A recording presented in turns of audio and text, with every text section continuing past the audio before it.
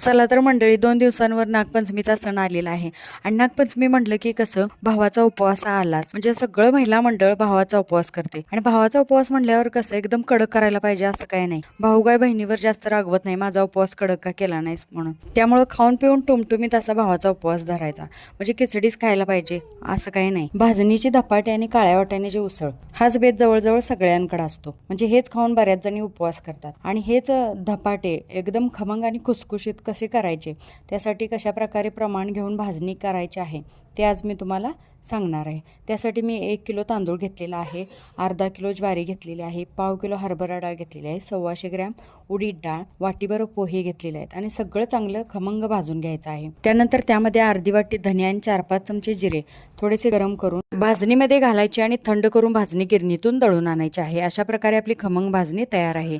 आवडल्यास लाईक करा, शेअर करा आणि चॅनलला नक्की सबस्क्राईब करा.